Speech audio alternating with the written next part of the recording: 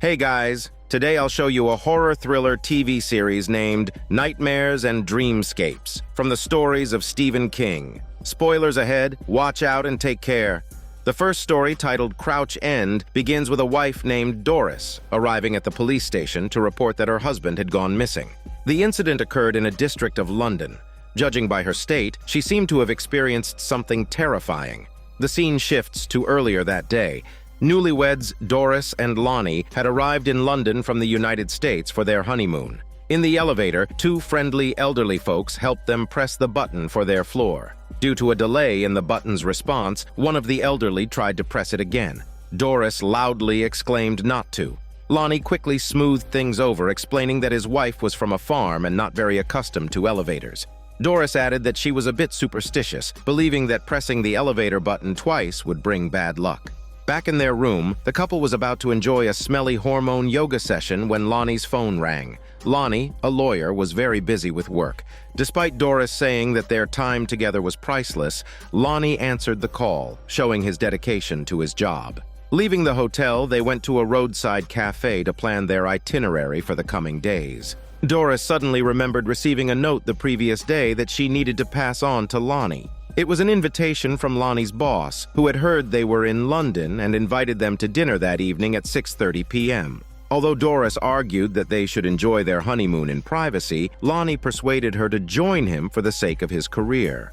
When they called to confirm, they were told that a reservation had been made for them, despite not having responded. The dinner was to be held in the same district in London. Lonnie jotted down the exact location on a napkin. At that moment, Doris noticed three people riding vintage motorcycles passing by. Seeing his wife's understanding nature, Lonnie felt a surge of happiness, but in his distraction, he accidentally left the napkin with the location on the table. On the street, Lonnie asked a taxi driver how long it would take to get to the district. The driver's face turned pale at the mention of the place and advised them not to go there before quickly driving off. Confused, the couple flagged another taxi. Due to rush hour, they had to wait for half an hour. When the new driver heard their destination, he hesitated but agreed to take them. On the way, the driver asked for the specific address. It was then that Lonnie realized the napkin was missing. Doris noticed some prominent signs by the roadside that read, 60 Lost in Underground Horror. This made her, already superstitious, even more anxious.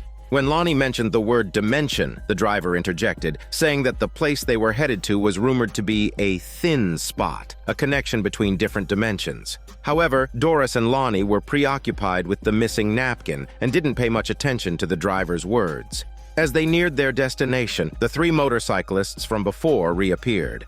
Doris glanced at them, and for a moment, their faces seemed to transform into those of beast-like creatures. Though startled, she dismissed it as a trick of her imagination. The taxi drove into the district, a place with decrepit buildings and eerily empty streets. With no cell signal, Lonnie got out to use a public phone while the driver started to recount the area's history. It said that the district was once a bustling area with extensive construction and infrastructure projects. But suddenly, it was abandoned. The true reason lay in the discovery of a mass grave during subway station repairs. The bodies were freshly buried, suggesting recent deaths. Essentially, the entire district was built on what was a sacrificial altar for religious killings. Seeing Doris's skepticism, the driver became agitated. He grabbed her sexy body and warned her that this world is like a balloon, with the outer layer being another dimension. When the surface of the balloon thins, the fabric of space-time tears, allowing the other dimension to flood in and thrive. He insisted that the district was such a place and that she and Lonnie should leave immediately.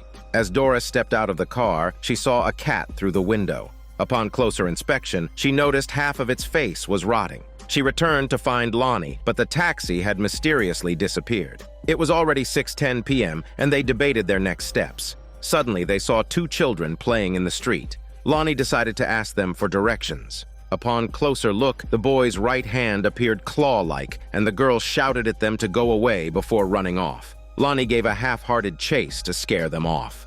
Walking through the deserted streets, the couple quickly realized they would never find the dinner location on their own. Doris suggested Lonnie call his boss again, but Lonnie refused, worried about appearing incompetent before his boss. They decided to head to the police station for help. As they walked, a ball unexpectedly bounced towards them. When Doris turned to look, no one was there. Inside the police station, Lonnie called out but got no response. Pay attention to the cup patterns and the surroundings here as they foreshadow future events. Lonnie left without noticing the claw marks on the desk. A series of eerie occurrences heightened their anxiety. Lonnie tried to lighten the mood with casual conversation, but strange noises from a nearby bush caught his attention. Ignoring Doris's plea to stay away, he ventured into the bushes, worried someone might be hurt. Behind the bushes was a yard with smoldering scorch marks on the ground. Suddenly, Lonnie's chicken cries for help rang out. Doris tried to push through the bushes to find any chickens, but only found the motorcyclists, the children, and the black cat staring at her. In an instant, she was back where she started, having not moved at all. Lonnie's hand, covered in black soot, emerged from the bushes. Before she could react, Lonnie was thrown out. He quickly got up, grabbed Doris, and they fled for their shitty lives. As they ran, Lonnie discarded his jacket. Lost and disoriented, they had no idea where they were. Lonnie complained about losing his jacket, which had the note with the address. Doris reminded him he had taken it off himself. It seemed Lonnie was so terrified that he had become incoherent. He began laughing hysterically about fashion choices. When Doris suggested leaving, Lonnie became furious, insisting they go to his colleague's house for dinner. By then, their phone had died. Doris remembered that the district was west of their hotel, so they decided to head east to find their way back. As they walked, Lonnie sternly warned Doris not to mention anything about what had happened when they returned to the hotel. With no choice, Doris reluctantly agreed. Suddenly, she felt a wave of dizziness, and Lonnie vaguely saw them entering a tunnel. The figure standing at the end of the tunnel filled him with fear and unease. Despite it being the fastest shortcut to the hotel, they decided to turn back and find another route. Doris speculated that perhaps the area was indeed plagued by space-time anomalies, as the taxi driver had suggested, which explained the bizarre events.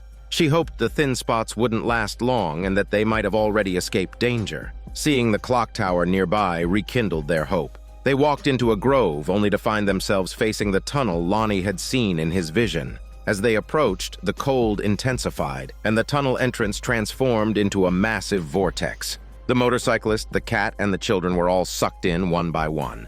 Regaining her senses, Doris clung to a telephone pole for dear life while Lonnie stood frozen, his face twisted in pain, haunted by terrifying visions. When the vortex vanished, Lonnie became agitated, grabbing his wife and heading towards the tunnel. Terrified, Doris slapped him, snapping him out of his trance. He cried and begged for her forgiveness, and they embraced, but not ready for a hormone yoga session. Nearby, Doris heard the sound of a car engine. Following the noise, they found a car passing by at the end of an alley. Overjoyed, Doris rushed towards it, but Lonnie, suddenly despondent, sat down in agony before abruptly running back. Doris chased after him, only to see him crossing the ominous tunnel, claiming the exit was on the other side. Despite her hesitation, Lonnie played on her emotions, and though terrified, Doris entered the tunnel. In the darkness, a massive shadow enveloped her. Looking up, she saw the half-rotten face of the cat. Although deeply frightened, she managed to keep from fainting and ran out of the tunnel. Doris found herself in an abandoned factory with names of various evil gods scrawled everywhere. 2 children appeared around a corner, blocking her path. They told her that her husband had become a sacrifice to the dimensional devourer. The boy raised his claw-like hand and began chanting a spell. Lonnie reappeared, signaling Doris to come over. Suddenly, the ground split open and 3 giant tentacles emerged, swallowing Lonnie and his smelly parts before reaching for Doris. She fled her butt away in terror, running through a train station and into a dark, narrow alley. Outside, the world was bright and bustling, but the alley was cold and shadowy. The children pursued her again, but Doris managed to escape, colliding with an elderly couple. Doris asked them for directions to the nearest police station. The old woman was frightened by Doris's story of the street opening up and swallowing her husband, saying that they're back. They pointed her towards the police station and quickly left. In the alley, a pool of viscous black liquid slowly dragged away Doris's lost high heel.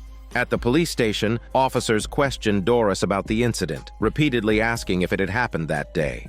Just then, a cat knocked over a coffee cup, shattering it on the floor. The cup was from the district police, bearing the same pattern seen earlier. The officer apologized, saying the cat usually wasn't mischievous, and called it by name, Lonnie. Doris looked at the cat in horror since it had the same half-rotten face. This story is quite mind-bending and left with an open ending.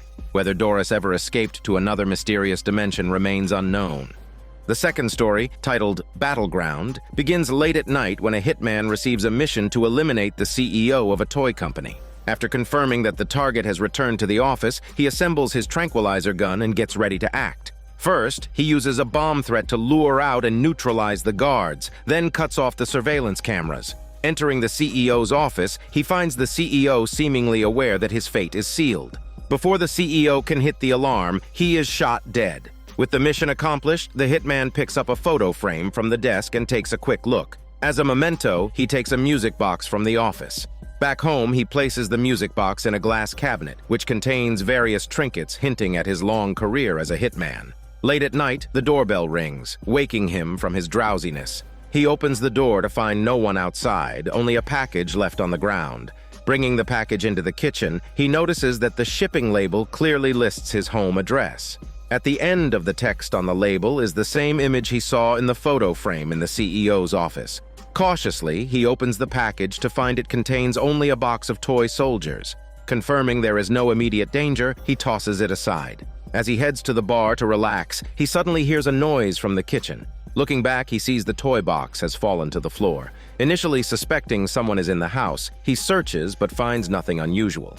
Returning to the dining room, he discovers the toy soldiers that were scattered on the floor are now missing, and the floor lamp's cord has been cut. Suddenly, a sharp pain shoots through his foot. Looking down, he finds a toy bayonet lodged there. Confused, he glances under the sofa, where a barrage of gunfire leaves clear marks on his neck. Looking again, he sees more toy gunfire, and a toy rocket hits his knee, causing him to fall. He rolls down the stairs and hides in the bathroom. Using a mirror, he surveys the living room, where continuous gunfire is coming from under the sofa. The room's light sources are being systematically destroyed, and a rocket hits the mirror, sending shards of glass into his face. Enraged, he locks the bathroom door and treats his wounds. Determined, he retrieves a silenced pistol from his bedroom. Using gunfire for cover, he reaches the bar and grabs an automatic rifle he had stashed there. Armed with a more powerful weapon, he gains confidence. He opens fire, reducing the sofa to a mess. Lifting it, he finds a group of green toy soldiers, some broken, others repairing a jeep and tending to the wounded. The scene looks like a miniature battlefield. Seeing the hitman, the toy soldiers quickly organize a counterattack, but are easily crushed into onion pieces under his stinky feet. After a few more shots, the remaining soldiers are destroyed. Just then, a rumbling sound fills the room as several toy helicopters emerge from under a cabinet. They launch a fierce attack with rockets and propellers. In the ensuing chaos, the hitman is wounded multiple times and retreats to the bathroom to tend to his injuries. This time, before he can assess the situation outside, an explosion blows a hole in the bathroom door, and a helicopter flies in. He wraps it in a towel and stomps it to pieces of shit. Sensing danger, the remaining helicopters quickly retreat. The hitman disposes of the smashed helicopter by flushing it down the toilet, then throws an electric hairdryer into the toilet bowl. The power cuts out, plunging the house into darkness. The hitman strapped a can of alcohol-based insecticide to his belt. Just then, a note was slipped under the door with the word "surrender" written on it. Furious, he responded with a curse. Seeing the enemy unmoved, the soldiers outside set up a cannon and blasted the bathroom door to pieces. The hitman escaped through the window, climbing onto a beam to flank the enemy from outside. What he didn't know was that a helicopter was trailing him from below. As he reached the middle of the beam, the soldiers launched their attack, firing at him relentlessly. Steadying himself, he used his handgun to shoot the helicopter, causing it to crash into the building and explode. Reaching the rooftop, the hitman observed the situation inside through a floor-to-ceiling window. He spotted several artillery units setting up their positions. Noticing a fire extinguisher and a plastic duck, he hatched a plan. First, he used the duck to distract the soldiers, then took the opportunity to use the fire extinguisher to obscure their vision. Next, he used a lighter to ignite the insecticide, setting the soldiers and their jeep on fire. Before the extinguisher ran out, he circled around behind the artillery units and smashed them with a toy box. After checking each item against the product catalog, he tossed the soldiers' mangled remains into a garbage disposal unit. Only then did he feel secure enough to relax in the swimming pool. However, after only a few moments, his wrist was slashed. Struggling out of the pool, the hitman discovered that the cut had severed an artery. As he began to convulse violently from blood loss, he quickly bandaged the wound and decided to head to the emergency center. But as soon as he entered the elevator, the control panel was destroyed. Through a gap, he saw a soldier resembling a Special Forces operative jump in, clearly with hostile intent. Climbing through the ventilation shaft, the hitman reached the top of the elevator. Using the opportunity when the elevators crossed paths, he leaped onto another descending elevator. The Special Forces soldier followed, stabbing at the hitman's chest. Playing dead, the hitman suddenly grabbed the soldier and wedged him between the elevator doors. In no time, the soldier was crushed. However, the backpack he wore began to emit a beeping sound, followed by a loud explosion that filled the entire elevator shaft with thick smoke. The scene shifted to a chaotic room where the music box taken by the hitman started playing automatically, filling the room with eerie, soothing music.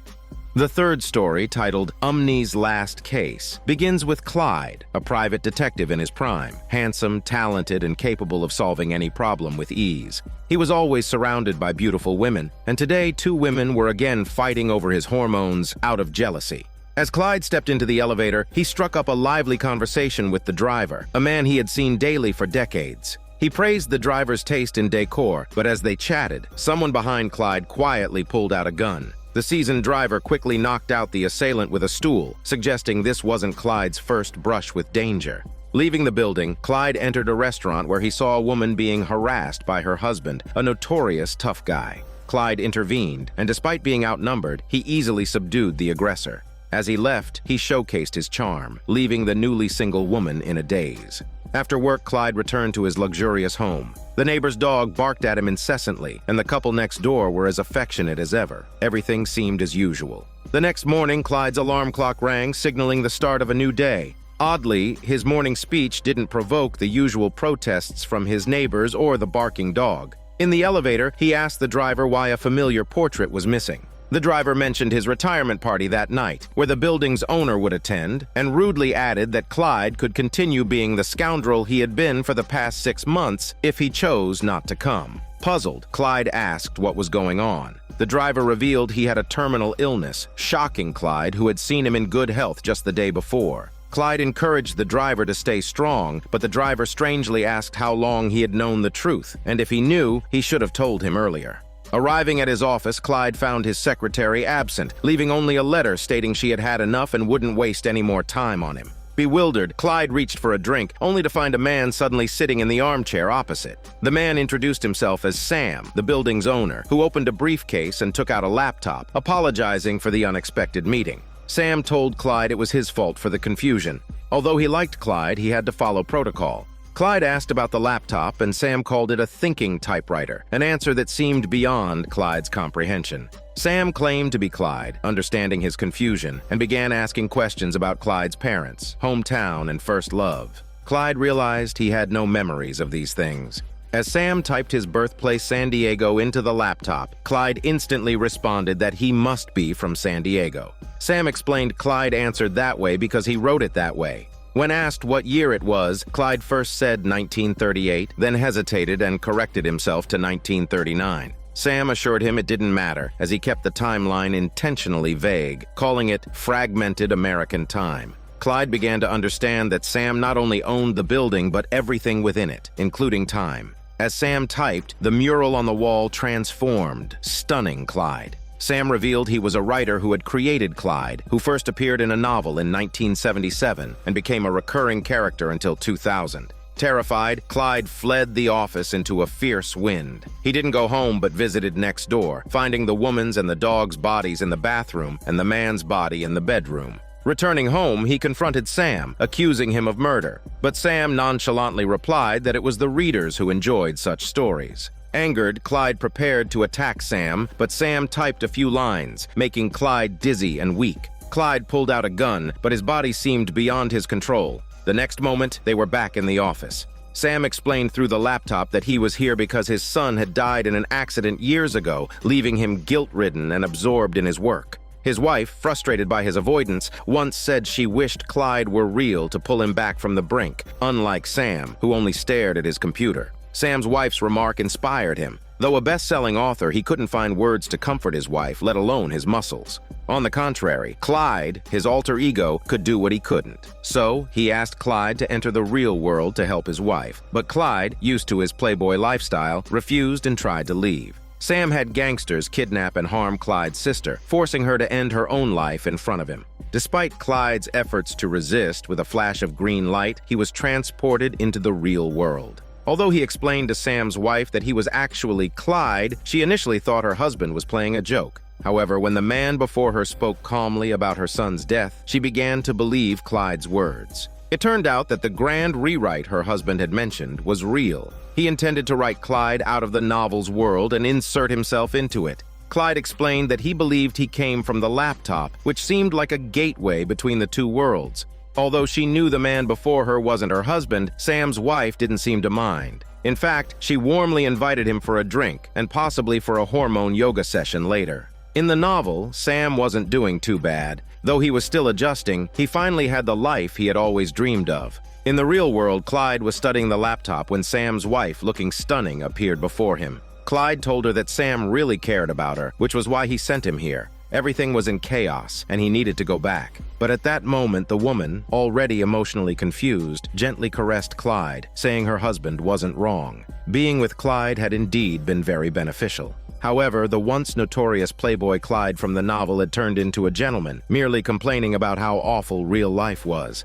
Seeing his indifference, Sam's wife took matters into her own hands. In the novel, Clyde's detective agency was back in business, and Sam received his first case. In the real world, the constant stream of beautiful women made Clyde think this place wasn't so bad after all. However, Sam's wife couldn't tolerate his philandering. She had always hoped to start a brand new life with Clyde. Clyde told her that this was his nature because her husband had written him that way in the book. It was only at that moment that she realized Clyde, like her husband, had created a fantasy world to escape reality. She went up to the rooftop, intending to jump to her death. As she leapt, perhaps due to some psychic connection, the Sam in the novel sensed the danger occurring in the real world. He frantically searched for the laptop, but it was too late. His wife tragically passed away. During this time, Clyde became quite familiar with the cleaning lady. He discovered that he had Sam's memories and had figured out how to enter the novel's world. In the upcoming story, Sam would have to face Clyde's revenge. Clyde was ready to rewrite the novel. The fourth story, titled The End of the Whole Mess, begins with a man introducing himself in front of the camera. His name is Howard. The reason for filming this documentary is to tell everyone about the end of the war, the decline of humanity, and the story of his savior brother, Robert. Their family had a vacation cabin in Washington, where they would gather every year to admire the mountains. Howard's father, at the age of 30, became a full-time professor in the history department at Forstall University. 10 years later, he became one of the 6 deputy administrators at the National Archives, responsible for preserving important historical documents like the Declaration of Independence. Though his daytime work might have been mundane, he transformed in the evenings, often forming a band with his friends and rehearsing rock music at home. Howard's mother was a top student at Brown University. After graduating, she worked in Washington as an outstanding accountant and eventually opened her own firm. Howard himself didn't disappoint his parents either. He excelled academically from a young age and was deeply influenced by his father, developing a passion for photography and showing remarkable creative talent. When Howard was 5, his brother Robert was born. The brothers were very close. Robert was exceptionally gifted. Once they found a 1,000-piece jigsaw puzzle in the attic. Without knowing the picture, Robert quickly completed it without any do-overs. He could read at 2 and write short essays at 3. If not for his childish handwriting, one might think they were reading a 5th grader's assignment. However, Robert often suffered from headaches, waking up in the middle of the night in pain, crying and screaming in a chicken voice. Concerned that he had a brain tumor, their parents took him for a checkup, only to find he was perfectly healthy. The doctor explained that his hands couldn't keep up with his brain, causing him stress and headaches. Following the doctor's advice, their parents bought him a 64-bit word processor computer for Christmas, which effectively cured his headaches. Time flew, and both brothers grew up. Howard graduated from college with honors and became a freelance documentary filmmaker. Though his love life was rocky, his career thrived, leading him to Hollywood and even an Oscar nomination. As for Robert, he invented an airplane at 7, delighting both brothers. Howard explained that he shared this background because he believed that extreme examples best illustrated the extraordinary life of his brother. With tears streaming down his face, Howard confessed that just 4 hours ago he had to kill his brother because of one of Robert's inventions, a colossal mistake of a so-called sedative. When Robert was 9, he disrupted all the radios and televisions in the neighborhood, broadcasting himself to 4 blocks. He was the youngest student at Town University, studying quantum physics and advanced algebra. He graduated high school at 10, initially passionate about physics and later chemistry, often turning their home into a mess. Perhaps all geniuses are somewhat alike, like a giant compass spinning wildly until they find true direction. Once a goal is set, they pursue it with astonishing ability. At 14, Robert became fascinated with archaeology, then anthropology. Despite his many achievements, Robert eventually gave up, searching for a true direction. When he returned home from his latest expedition, although happy, he lacked his childhood vigor. He began discussing negative news with the family, leaving everyone depressed. During a meal, Robert suddenly asked loudly why people were so despicable, plunging the atmosphere into awkward silence. Howard joked that it might be because of original sin. A year later, they decided to extend their stay at the vacation cabin by a week.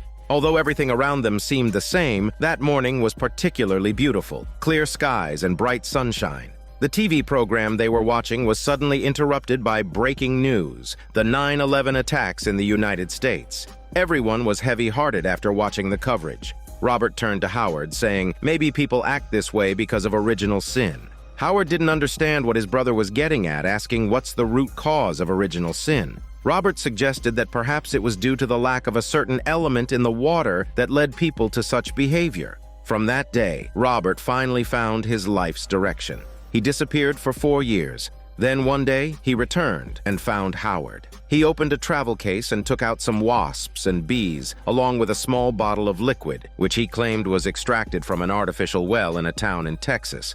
Though it was just plain water, he said it was a cure for human violence. As he spoke, Robert put his hand into the hive. Despite the presence of 400 bees, only one stung him. While treating the sting, Robert asked Howard if he remembered their conversation about original sin. He suggested that this original sin made people like wasps that can sting repeatedly without dying, unlike bees whose barbed stings lead to their own death. Robert believed that this was why humans were constantly in conflict. After explaining this, Robert took some of the liquid from the bottle and dripped it into a glass case containing the wasps. After a while, he removed the hive and even tossed the case to Howard without any wasps stinging them.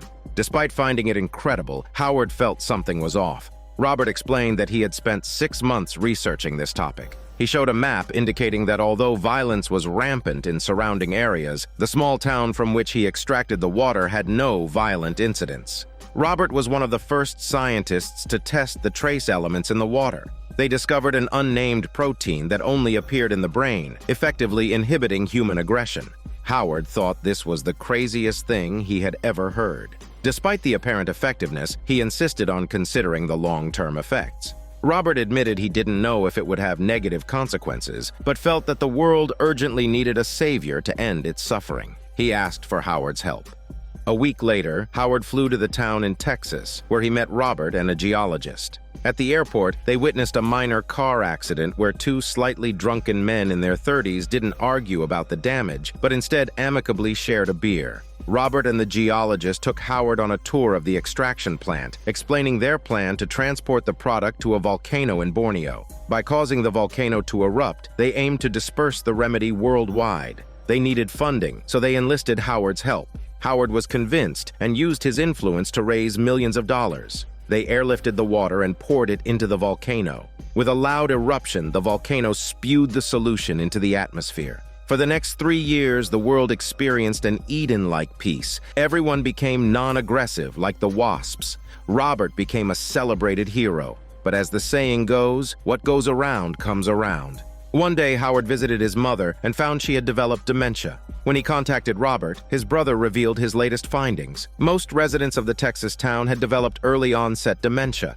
The probability of this effect was 100% and would affect everyone with no cure. Almost overnight, the number of dementia cases worldwide increased exponentially. The World Health Organization declared the condition incurable. For the next 2 years, Robert and Howard lived cautiously, drinking only bottled water and wearing oversized raincoats during storms. Although wars ceased, everyone succumbed to dementia, an irreversible process. Their parents, too, ended their lives amidst the rumors. Howard's speech became sluggish as he recounted this. He mustered his strength to say that Robert's research yielded little success afterward. One morning, he found the geologist had killed himself in the lab. The brothers met at the vacation cabin, where Robert asked Howard to inject him with a concentrated solution, ending his life. In his final moments, Robert asked Howard to reveal the truth to the world. Eventually, Howard also injected himself with the concentrated solution, leaving the world with fond childhood memories. The fifth story, titled "The Road Virus Heads North," begins with a writer, Richard, driving to Boston, but he wasn't feeling his best today. He found it hard to concentrate on the road. As a best-selling author, he was heading to Boston for his new book launch. When the publisher asked why he hadn't been answering his phone, he casually replied that he needed to organize his thoughts. The fans were enthusiastic, asking where he got his inspiration and if he ever scared himself with his ideas. Some even had his work tattooed on their bodies. Perhaps because he had seen this too many times, Richard was feeling a bit fed up. He quickly said his goodbyes to the publisher and left. Lately, he hadn't been feeling well, so he went to the hospital for a thorough checkup. The doctor found some abnormal cells in his intestines and suggested further tests for a definitive diagnosis. Richard, feeling sorry for himself, wasn't surprised, blaming his poor habits. The doctor accused him of making excuses, noting that while writers might enjoy feeling in control within their stories, medicine required a tolerance for some chaos. With that, Richard left the doctor's office. While refueling on the outskirts of town, Richard noticed a family having a big yard sale. With time to spare, he decided to check it out. An oil painting caught his eye. It depicted a black car crossing a bridge, the driver's face eerily sinister. Just as he was about to examine it more closely, a woman recognized him. She remarked that she knew Richard would love the painting because it matched his style perfectly. Curious, Richard asked what was special about the painting. The woman explained that it was an original by the house owner, who was an artist. Like Richard had described his own characters, the artist lived like a rock star cannibal, always in the same shirt, gaunt and unkempt. He had ended his own life at 23, often staying home doing nothing. Perhaps it was the painting's eerie and sinister vibe that struck Richard. He wanted to see if there were any other paintings, but the woman said the artist had burned all his other works before he died. According to his mother, some of the paintings were extremely ominous. The woman believed the artist's behavior was drug-induced madness. When they found the artist's body, there was a note on his shirt saying he can't stand what's about to happen to him. In the end, Richard decided to buy the painting. As he wrote the check, the dog in the house began barking furiously at him. With the painting in tow, Richard headed home, muttering to himself that he didn't want to die if possible. On his way, he stopped by his aunt's house, eager to show her the painting. She was horrified and said she didn't like it at all. At that moment, Richard noticed a note on the back of the frame that read, "The road virus heads north." Upon closer inspection, he saw that the man in the painting now had a tattoo on his left arm, and the sky seemed darker than when he first bought it. However, he didn't think much of it. After dinner, Richard stared blankly at his coffee cup. His aunt asked what was wrong. Richard said he had been to the hospital earlier that day, and the doctor had found something concerning, requiring a follow-up examination. His aunt tried to reassure him, suggesting that things might not be as bad as they seemed. Richard mentioned that the artist of the painting he bought had left a last note saying he couldn't bear what was about to happen. Richard felt that this sentiment mirrored his own feelings. His aunt advised him not to overthink and to focus on living his life. He still had a lot of work to do. As he was about to leave, she urged him to get rid of the painting quickly, saying that such things could have a negative impact on a person. Meanwhile, the woman who sold Richard the painting was tidying up when a shadowy figure with a knife suddenly burst in and killed her. The dog, which seemed to recognize the intruder, lay calmly on the ground. On the road, Richard couldn't help but glance back at the painting, which caused him to miss a construction sign ahead. His car veered into a roadside ditch, but he didn't stop and kept driving. When he went to a repair shop, he noticed that the background of the painting had changed to a church, which looked identical to the one he had just passed in Mahogany Town. Realizing something was wrong, he decided to follow his aunt's advice and throw the painting into the river. At the river's edge, he noticed that the tattoo on the driver in the painting had grown larger. Just as he threw the painting into the water, a woman on the bridge above was holding a dog that suddenly started barking furiously at him. Without the painting, Richard felt a sense of relief. He headed to the RV park to take his dog to that evening's gathering. His friend was puzzled by the mud all over his car and asked if he'd been robbed, wondering if the thieves were after the painting. Richard was shocked and looked back at his car. The painting he had thrown into the river was back on the rear seat. He collapsed in terror, telling his friend he was sure he had gotten rid of it. At his friend's house, Richard explained that when he bought the painting earlier that afternoon, the car in it was on the Zakim Bridge in Boston, but now it was in Mahogany Town. The painting's content was changing, following his driving route. The friend thought he must be hallucinating from drinking or medication. When Richard denied it, she asked about his test results. Richard said the results no longer mattered, but the current situation was driving him crazy. The friend suggested therapy, causing Richard to miss a news report on TV about a woman in Mahogany Town who was brutally murdered while managing her deceased friend's belongings at a yard sale. Neighbors reported hearing a car speeding towards Highway 1, the same direction Richard had driven.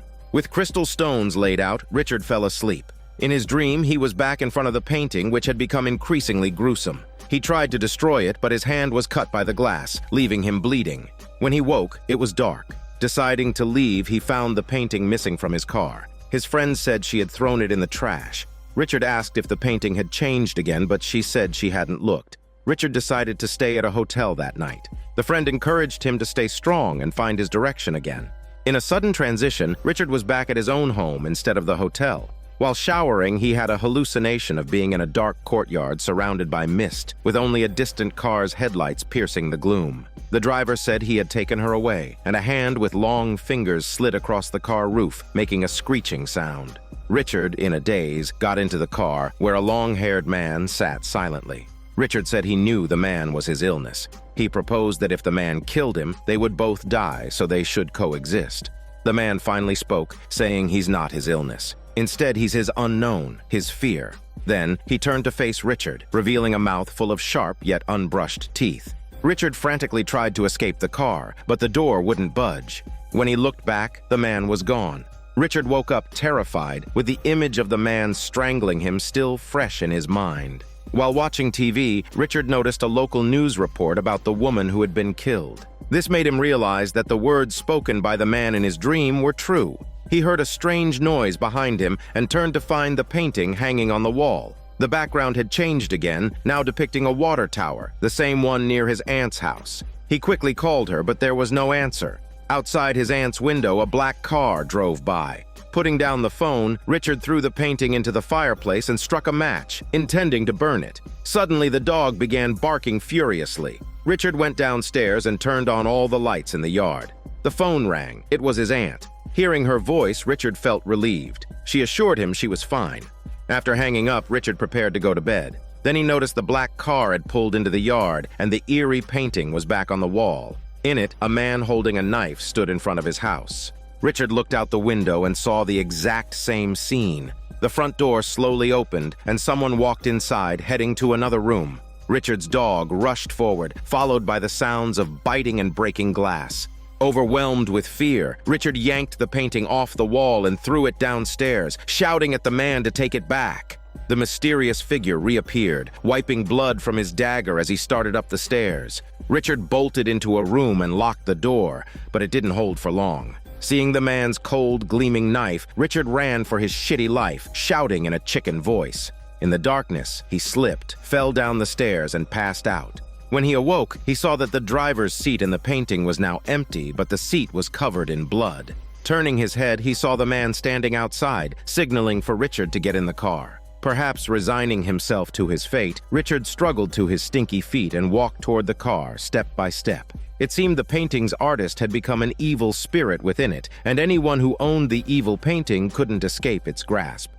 The sixth story, titled The Fifth Quarter, begins with a mother, Karen, who was about to put her son on the school bus and reminded him to behave while she was away for a few days. After seeing her son off, she drove to the prison to visit her husband, Willie. Willie had 6 weeks left in his sentence. The guard advised him to stay out of trouble during this time and asked how long he'd stay out this time, hinting that Willie was a frequent guest at the prison. When Karen saw Willie, he joked that life inside would be better if family visits were more frequent. Karen mentioned that since Barney left, they hadn't been in touch much. From their conversation, it was clear that Barney was a former cellmate of Willie's who had looked after Karen and their son after his release, at Willie's request. Karen expressed her hope that Willie wouldn't return to prison this time, as she and their son couldn't bear waiting out another sentence.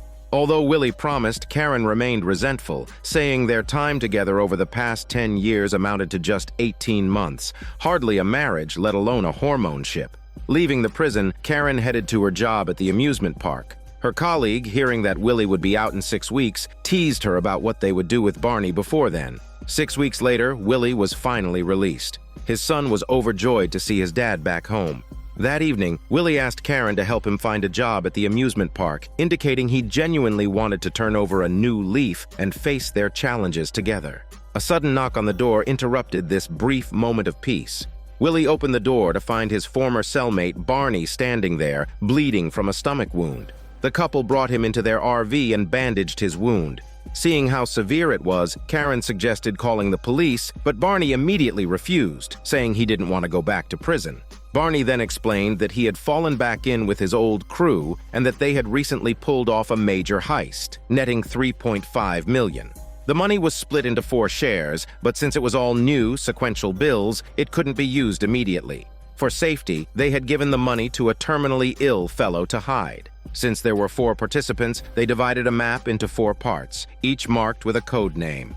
Barney had left to meet Keenan, one of the 4, who claimed he wanted to buy Barney's map piece for $100,000 in usable cash. To repay Willie and Karen for their past kindness, Barney agreed. However, Keenan shot him with an air gun at the rendezvous, and Barney barely escaped. On his deathbed, Barney declared he wanted Willie to have the money, but he died before finishing his sentence. Willie found Barney's quarter of the map in his wallet. When Karen asked what it was, he said it was a piece of a lottery ticket. But when she wanted to call the police, Willie stopped her again. Realizing her husband was about to leave, Karen guessed it was related to the stolen money. She urged him to reconsider, as those people were dangerous.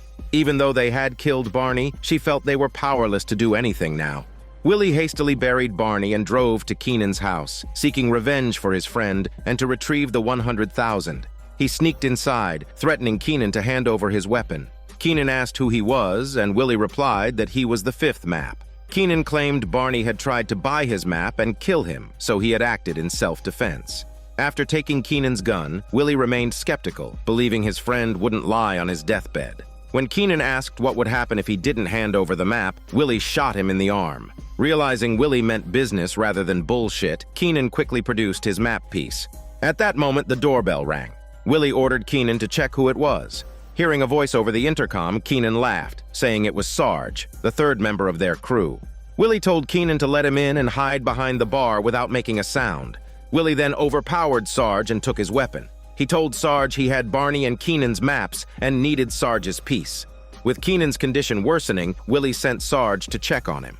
Learning Keenan was still alive, Willie devised a new plan. Since more people knew he had been there, he decided to gather all 4 map pieces and claim the entire $3.5 million.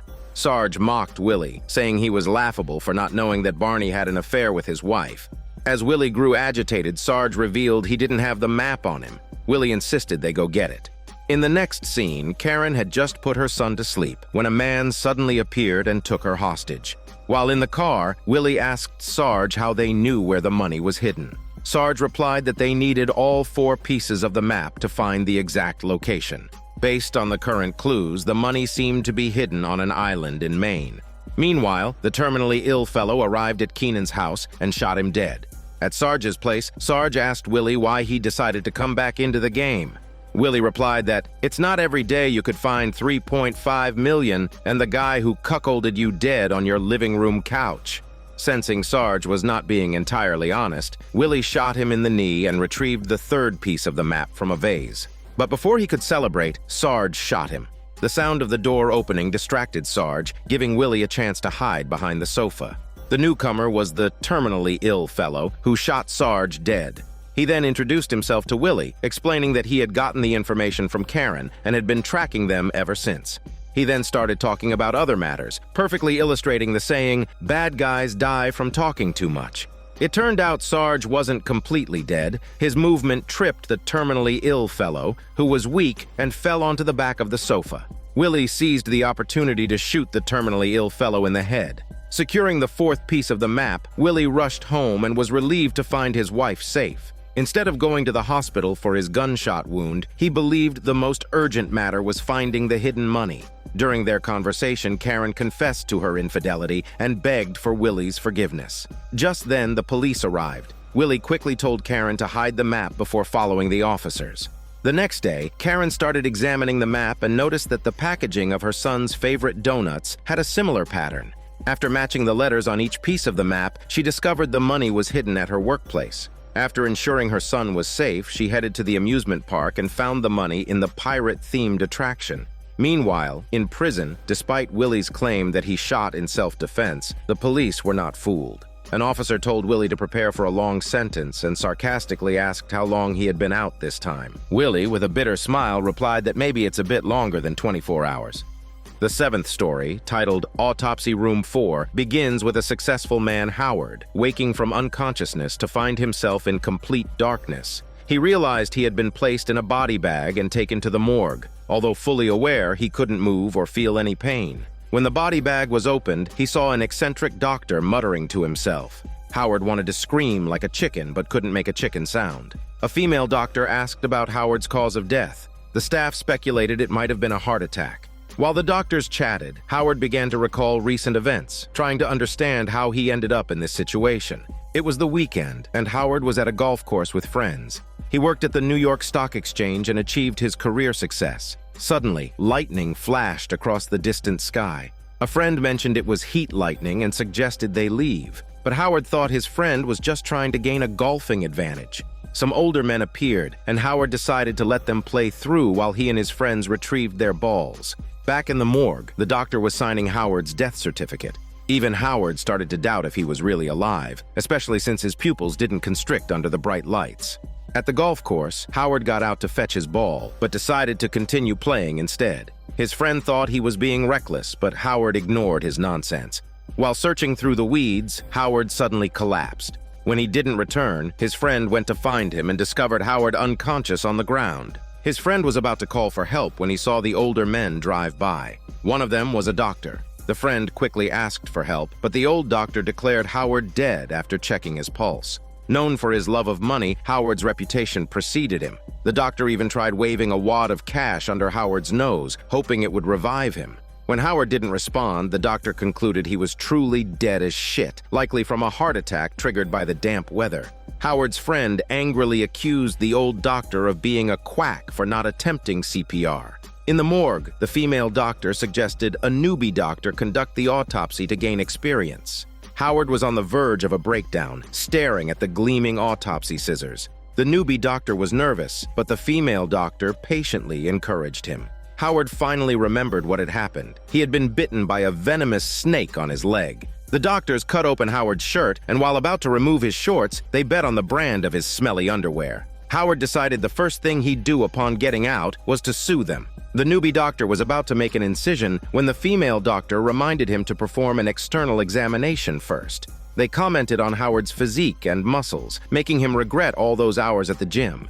Upon examining his legs, they found a mosquito bite on Howard's leg. The female doctor asked if they should take a tissue sample to determine the cause of the wound. The newbie didn't think it was necessary, noting that Howard's post-mortem condition was unusually good. His skin was still rosy, and there were no bruises or lividity, almost as if he were alive. They turned Howard over, and he feared suffocation, praying to God to make his nose bleed. The newbie doctor took Howard's temperature and found it was 94 degrees Fahrenheit, clearly not a dead body's temperature. The female doctor argued that it was normal, given the summer heat and the fact that he was brought from a golf course. At this point, the eccentric doctor spoke up, claiming Howard had been bitten by a vampire because of 2 small holes in his sock. The other doctors dismissed his smelly bullshit. Later, the female doctor was called to the radiology department, leaving Howard alone with the newbie doctor and the eccentric one. They seemed to be competing for her favor.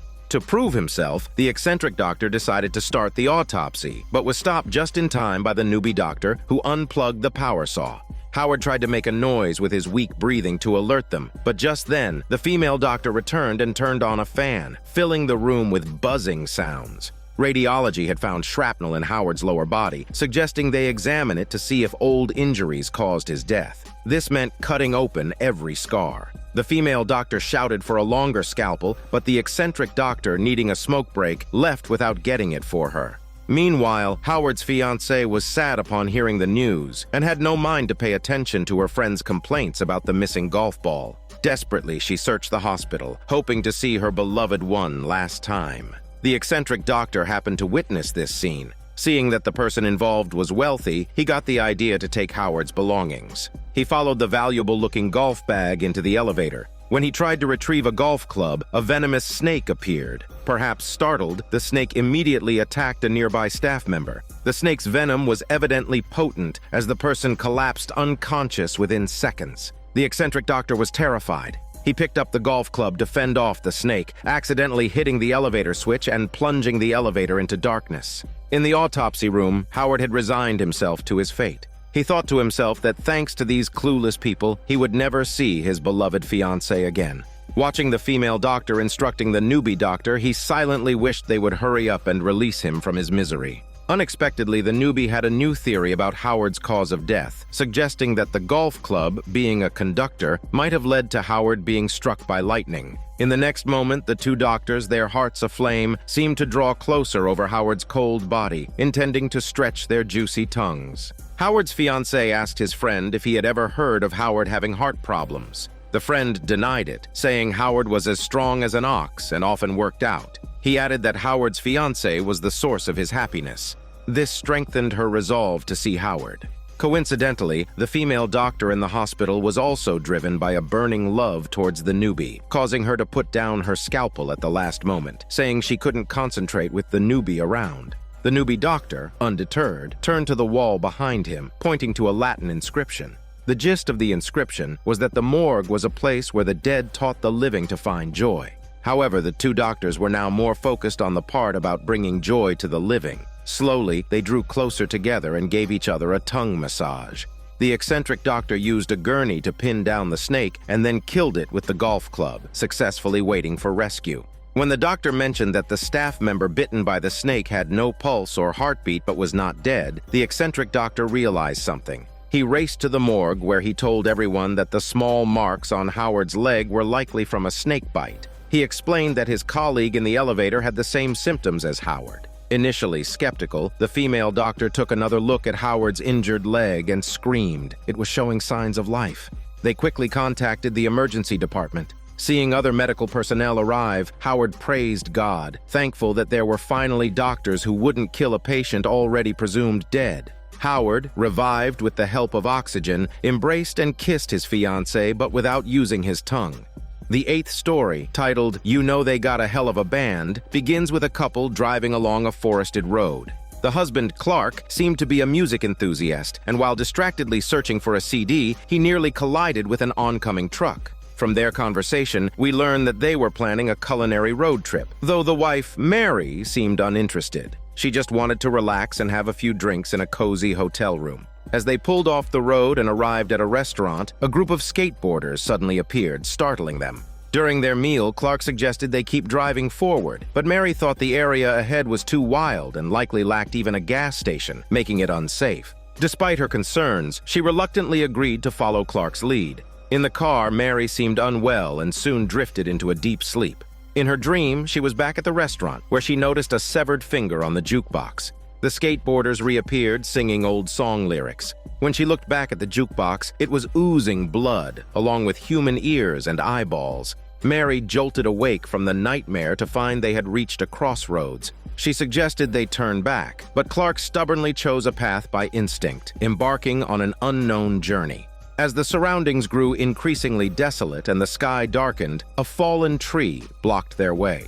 This didn't dampen Clark's spirits. He moved the tree and pressed on. The camera flashed to a road sign that abruptly appeared, indicating a town called Rock and Roll Heaven just ahead. The weather suddenly cleared, but the couple seemed oblivious to these changes. Upon reaching the town, they found it quiet and peaceful, yet completely deserted, which made Mary uneasy. She suggested turning back again, but Clark refused. Frustrated, she prepared to walk back on foot.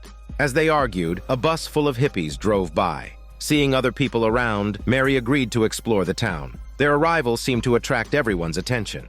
At the town square, they discovered there would be a music performance that night. Sensing the strange atmosphere, Mary commented that the place felt like a town trapped in time, straight out of a horror movie from Daniel C.C. Movie Channel. Unfazed, Clark drove to a restaurant where Mary noticed two people staring at them, looking eerily familiar.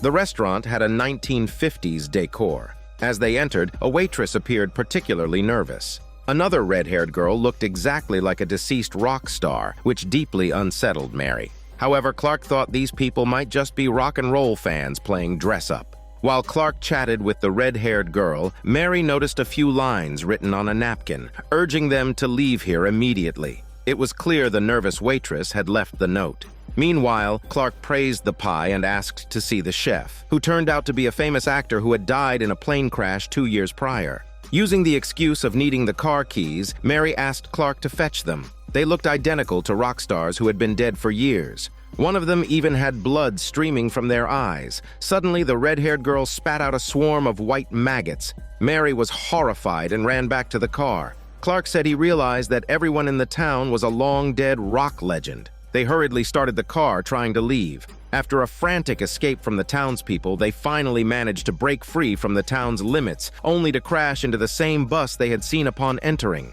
The car stalled, and the town's mayor appeared. It was Elvis Presley. They were taken back to the town in their car, and upon closer inspection, they saw that behind Elvis's sunglasses were two empty black holes. As night fell, every house in the town shut its doors and windows. The townsfolk were preparing for a grand music concert. The nervous waitress from earlier sat next to the couple. Noticing her injured hand, Mary asked what had happened. The waitress explained that the chef had done it. Although he was beloved in life, he had become a different person in this place. Mary asked how long the concert would last. The waitress said it would end before midnight, but the time here was different from the outside world. If someone left the concert midway, it could last for a year or even longer. At this point, Clark's consciousness began to blur. He suggested that Mary find a job in one of the town's shops, while he could earn money organizing bookshelves. The spotlight came on, and the deceased rock stars took the stage. An everlasting concert began, and with that, the story comes to an end. This is Daniel CC Movie Channel. Stay safe and enjoy your day.